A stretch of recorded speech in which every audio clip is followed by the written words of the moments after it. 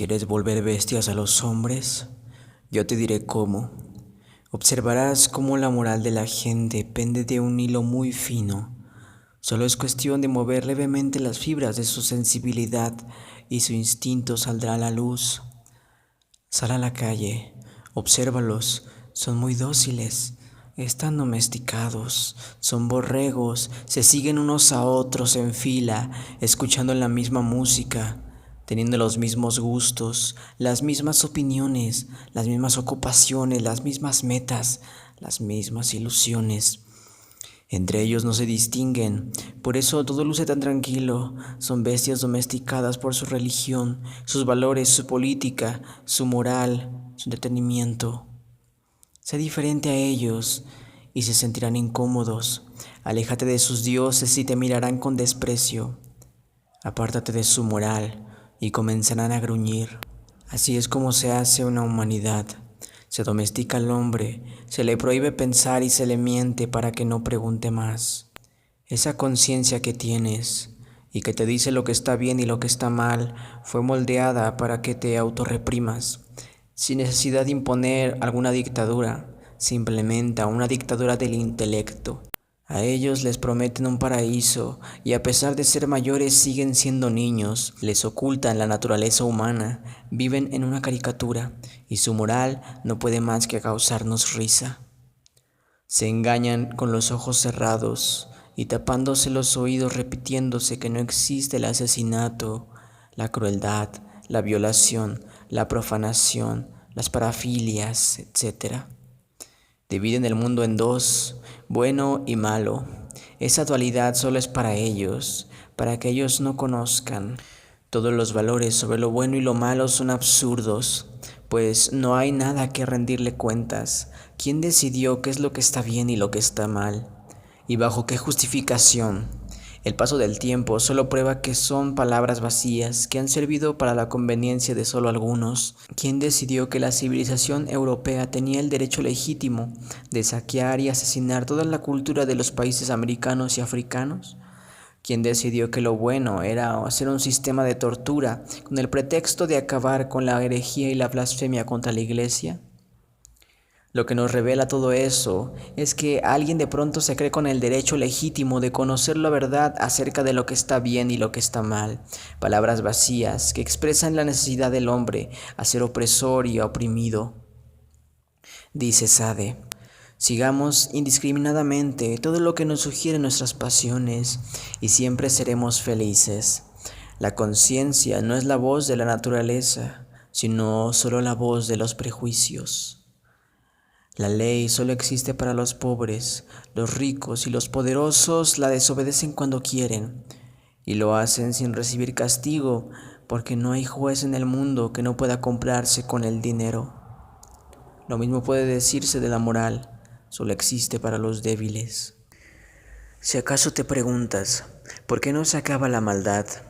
Yo podría responderte que nunca acabará y que aumentará, pues nuestra moral es una máscara, una mentira que se está desgastando y poco a poco saldrá a la luz toda la naturaleza humana en su plenitud, que puede reconocerse como la bestia más cruel y paradójica que ha existido. Esta naturaleza cada vez será más notoria, pues el velo se caerá de nuestros ojos inevitablemente. En este video voy a hablar del Marqués de Sade, el cual nos da una pista sobre lo que el ser humano oculta en sus raíces, la metafísica trágica que nos revela su filosofía maldita.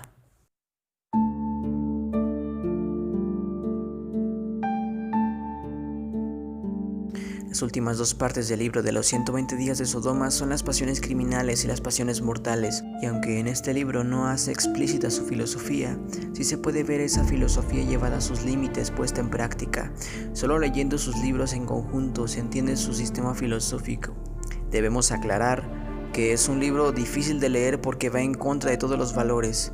De hecho, sus obras estuvieron incluidas en el Index Librorum Prohibitorum de la Iglesia Católica. Se introduce a las últimas dos partes haciendo una advertencia, pues se relatan cosas repugnantes, asquerosas, infames, crueles, tortuosas y mortales. Pero, ¿bajo qué justificación? La filosofía del Marqués de Sade llega al límite de la naturaleza humana y es, a mi parecer, la filosofía más lúcida, pesimista, bestial, radical y cruda que ha existido. Al analizar las relaciones sexuales se descubre que el placer siempre busca algo más que solo lo tradicional. No es un secreto que el que se queda en lo considerado normal no hace más que experimentar un pequeño placer, comparado con el enorme placer que consigue aquel que sale de los límites. Entre más libre sea una relación sexual, el placer es más intenso. Sobre todo porque las relaciones sexuales tradicionales están concentradas en la procreación y en el placer masculino. Después conocemos la verdad del placer de la sexualidad femenina, que es muchísimo más intenso, y su fin no es la procreación, sino el placer mismo. Los prejuicios sexuales son los más absurdos que encuentro, pues la sexualidad siempre pide y reclama la libertad absoluta. Al salir de la normalidad, se descubre que el placer apunta hacia una dirección. No es la virtud, es más bien lo malvado, romper con lo normal. Por eso, lo prohibido atrae tanto. Cada fetiche sexual expresa un fin de la naturaleza. Cada aspiración del placer es la profanación de la vida, una alabanza a la negación de la existencia humana. Es por ello que el placer es más intenso en el sexo anal que en el vaginal, pues la razón moral tiene un impacto mayor en la conciencia. El placer que se produce del sexo vaginal en la conciencia es por el deseo de la procreación. Este inmediatamente escasea y es placentero únicamente por las sensaciones físicas en los genitales. En cambio, el sexo anal es motivado por las sensaciones morales. Una, por ir en contra de lo considerado normal, que ya agrega una excitación. Otra, por ir en contra de la procreación. Y otra última, por ser un lugar dedicado al desecho. De modo que su significado total es amoral, es antinatal y es infame. Este produce en la mente una excitación demasiado grande que prepara nuestros sentidos para las sensaciones físicas, las cuales son excitadas a tal punto que sensibiliza a las terminaciones nerviosas. La mente sale de sí y el cuerpo se estremece ante las sacudidas del placer. Todo placer se relaciona con el dolor, y todo dolor nace del deseo de destrucción. Podría ser que esto te recuerde a Freud sobre la pulsión de muerte de la que habla en su ensayo Más allá del principio de placer. Sin embargo, esta idea no es original de Freud, pues esto lo toma a partir del concepto de pulsión destructiva y sádica, que fue el principal aporte de una psiquiatra y psicoanalista rusa, de nombre Sabine Spielrein. Ella menciona ese concepto en su libro La destrucción como causa del devenir.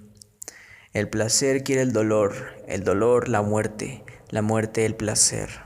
Para Sade, la naturaleza es nuestro origen, es ella la ley suprema de todo lo existente, es ella la única, real, vasta y suficiente, indiferente a los intereses y complacencias humanas. Él descubre en toda la naturaleza una pulsión de muerte, una sed del universo por devorarse a sí mismo, una bestia despiadada. Podríamos pensar que Schopenhauer encontró la misma naturaleza al afirmar: esa lucha universal se hace visible con la máxima claridad en el mundo animal, que se alimenta del vegetal y en el que a su vez cada animal se convierte en presa y alimento de otro. Es decir, la materia en la que se presentaba su idea ha de retirarse para que se presente otra, ya que cada animal no puede conservar su existencia más que mediante la constante supresión de la ajena, de modo que la voluntad de vivir se consume a sí misma y es su propio alimento en diversas formas.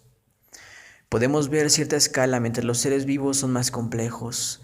El animal pone su existencia por encima de la de cualquier otro ser de manera egoísta. Por ello no titubea al alimentarse de otro ser vivo. Siempre va con una necesidad biológica en su interior, de la cual no tiene control, de destruir a su presa poniendo primacía en su existencia. La naturaleza pone en cada ser una necesidad de destruir y devorar a otro ser. La muerte es parte esencial de la naturaleza y esta pulsión está presente en todos los seres vivos. Sin embargo, en el ser humano esta pulsión no solo se hace más intensa, sino que se nos revela por medio de nuestra autoconciencia. El ser humano tiene la clarividencia sobre su ser y ésta le aterra tanto que comienza a engañarse sobre sí mismo, inventando su fantasía. Esto podemos verlo en el mito de Adán. Al comenzar a ser consciente de la totalidad de su ser, es decir, de lo bueno y lo malo, es cuando fue expulsado de su paraíso de inocente inconsciencia y comenzó a sufrir. Entonces, para no autodestruirse, inventó una manera de reconciliarse con su pasado inconsciente, pues la palabra religión quiere decir religar o reconciliarse. Albert Camus dice en el mito de Sísifo: el hombre no ha hecho más que inventar a Dios para no matarse. Søren Kierkegaard explica cómo es que la única salida a la desesperación humana es la inconsciencia, como un salto al vacío, entregar el sacrificio más grande que a Dios le complace, el sacrificio de la inteligencia.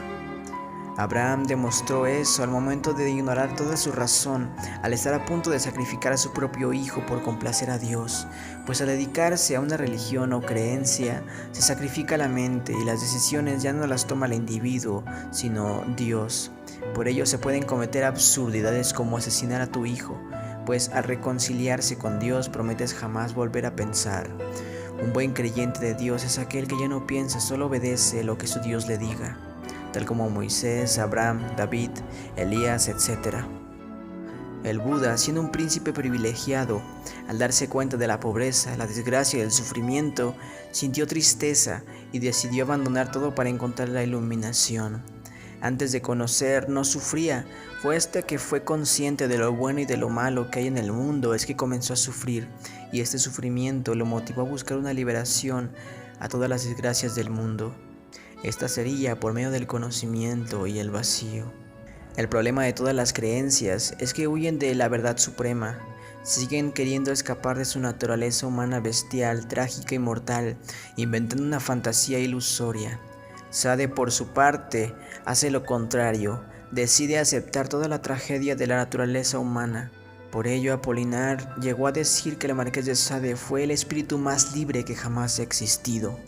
Dice Émile Cioran en Breviario de los Vencidos: si la existencia individual es de una atracción tan brutal, se debe a que nació de un desequilibrio, de una desigualdad del fondo original de la vida. La vida humana es el ser más inestable y paradójico que existe, por ello su vida entera gira en torno a la destrucción y la muerte. El ser humano es el único ser que tiene en su mente la posibilidad de suicidio consciente, y es además el único con la capacidad de autodestruirse de manera prodigiosa. Crea el arte de la guerra, el arte de la tortura, el arte de la crueldad. Está en nuestra naturaleza. Todas son alabanzas a la muerte, a la negación de una existencia humana absurda. Nadie se escapa a las fauces de esa bestia llamada naturaleza, que no ha hecho más que poner en nuestro interior un deseo intenso de exterminio. Dice Alvar Caraco: adoramos a la muerte bajo figuras prestadas y no sabemos qué es ella. Nuestras guerras son sacrificios de alabanza en los que nos destruimos en honor a la muerte. Nuestra moral es una escuela de la muerte y las virtudes a las que tenemos tanta estima no habrán sido jamás más que virtudes de muerte. Ahora nos introducimos al nihilismo oscuro del Marqués de Sade. El ser humano solo es una criatura más, no es más importante. Si acaso la quisiéramos diferenciar de las demás especies, sería entonces la especie más absurda y repugnante que se haya formado. Sade odia la vida sencillamente porque el único sentido de la vida es sufrir y hacer sufrir. La felicidad es una fantasía, y lo único por lo que la vida vale la pena es por el goce de disfrutar el placer. Sin embargo, el placer siempre va en decadencia y se escapa después de nuestras manos. Toda la felicidad que experimenta el ser humano son galletitas de premio. El verdadero goce de la existencia está en los placeres, y esto a costa de la propia conciencia, a costa de la vida. Lo más indignante es la presunción del hombre a ser más que polvo. Es un animal que se siente Dios. Es por eso que Sade quiere demostrar la fragilidad de la vida, demostrar la insignificancia humana. Se dedica a ilustrar cómo todas las ilusiones del hombre mueren frente a sus ojos, cómo el corazón se rompe y abandona toda esperanza. Se dedica a atacar por todos lados a esa bestia llamada ser humano. Dice el filósofo Pentilíncola: ¿Qué sentido tienen todas estas masas de gente? ¿Para qué sirven? ¿Qué nuevas contribuciones esenciales dan al mundo los cientos de sociedades humanas similares las unas a las otras? ¿Quién echa de menos a todos aquellos que murieron en la Segunda Guerra Mundial? ¿Quién echa de menos a aquellos que ejecutó Stalin? ¿Quién echa de menos a los 6 millones de judíos que eliminó Hitler? Israel está superpoblado. En Asia Menor, la superpoblación provoca luchas por unos pocos metros cuadrados de desierto. Las ciudades de todo el mundo fueron reconstruidas y rellenadas hasta el tope con gente hace tiempo. Sus iglesias y monumentos restaurados para que la lluvia ácida tenga algo que destruir. ¿Quién añora el potencial procreador desperdiciado de aquellos que murieron en la Segunda Guerra Mundial? ¿Necesita el mundo otros 100 millones de personas en este momento? El valor del ser humano cada vez se extingue más, por eso ahora es tan sencillo dar vida así como quitarla. En la actualidad, tan solo en América Latina y el Caribe, cada año 2 millones de niños nacen de madres con edades entre los 15 y los 19 años. Doble tragedia, que se multiplica a sí misma. ¿Qué calidad de vida tendrán esas familias? Nuestros valores ridículos solo empeoran la situación cada vez más. El ser humano es una plaga que busca exterminarse a sí misma. Unos matan a otros por el alimento del día. Otros más afortunados destruyen la naturaleza para satisfacer su insaciable hambre. ¿Quién va a responder por esos niños nacidos en una región que apenas tiene lugar donde beber agua? A nadie le importa realmente. Desde hace ya bastante tiempo sabemos que hay gente que muere de hambre, que hay niños que realmente lloran la muerte de sus madres. ¿De qué sirven nuestros valores que tanto elevamos como la igualdad y la justicia? ¿De qué sirve nuestra bendita moral si lo único que hace es aumentar la miseria? Nadie siente realmente que el ser humano vale, de lo contrario sería algo para cambiarlo. Nadie responde por los miles y miles de muertes, a nadie le interesa. Su moral predica y enseña la muerte, la apoya y pretende conservar la miseria de los pueblos. De otra manera no existiría la riqueza de los países. El ser humano ya no es humano. Ahora es una plaga, como termitas se apilan en un caos de edificios, devoran los recursos que encuentran y se matan entre ellos. Ellos saben que cada individuo ya no vale, pues su dignidad desapareció. Nadie quiere ser auténtico, todos prefieren ser iguales. Si muere alguien nadie lo nota, nadie siente la pérdida. Nosotros odiamos un mundo colmado de insectos, y aquellos que juran que estos son hombres mienten. La masa de perdición no ha sido jamás de hombres, sino de rechazados. ¿Y desde cuándo un autómata espermático debe ser mi prójimo? Si es necesario que este sea mi prójimo, yo digo que mi prójimo no existe, y que mi deber es el de no asemejármele en nada. La caridad no es más que un engaño, y los que me la enseñan son mis adversarios. La caridad no salva un mundo repleto de insectos que no saben más que devorarlo, manchándolo de su basura. No es necesario ni prestarles asistencia ni poner impedimento a las enfermedades que los diezman. Mientras más mueran será mejor para nosotros, pues no tendremos necesidad de exterminarlos nosotros mismos. Si la humanidad en su total desapareciera el día de mañana, la naturaleza ni siquiera temblaría. No habría nadie que viviera el luto de la extinción de los hombres. Sería el más dulce respiro del universo en una calma inexplicable, en ese silencio donde el motor, ni las armas, ni los gritos, ni los llantos, ni las risas sonarían nunca más.